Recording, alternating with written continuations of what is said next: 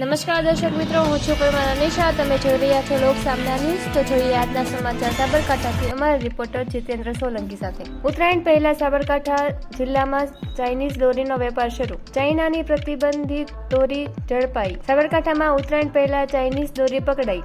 તલોલ police Chinese દોરી ઝડપી પાડી. 60 નંગ ફિરકી ચાઇનીઝ દોરી સાથે એક આરોપીની અટકાયત. અંદાજે ₹24,000 કિંમતનો મુદ્દામાલ ઝડપી એક આરોપીની અટકાયત. Sabarkantha SOG Talod police staff બાતમીને આધારે ઝડપી પાડ્યો. ખાનગી બાતમીના આધારે તલોદ કેશદપુરા ચોકડિયાથી ઉજડિયા રોડ તરફ તપાસ કરતા પકડાયો. ચાઇનીઝ દોરી સાથે આરોપી સચિન લક્ષ્મણ પ્રસાદ જયસ્વાલ ઉંમર 20 પકડાયો. આરોપી તલોદના ગોકુલનગર સોસાયટી જૂના બળિયાદેવ મંદિર પાછળનો રહેવાસી હોવાનું ખુલ્યું. બજારમાંથી ગેરકાયદેસર ચાઇનીઝ દોરીની 60 ફિરકી મળી આવી. એસઓજી દ્વારા કાર્યવાહી કરીને આરોપીને તલોદ પોલીસ સ્ટેશન હવાલે કરાયો. ચાઇનીઝ દોરીના કારણે પક્ષીઓના જીવ જોખમમાં મુકાય છે, છતાં વેચાતા હોવાનું બહાર આવ્યું છે. તલોદ પોલીસે વધુ તપાસ હાથ ધરી. ફરી મળીશું એક નવા સમાચાર સાથે. ત્યાં સુધી જતા રહો લોક સામના ન્યૂઝ.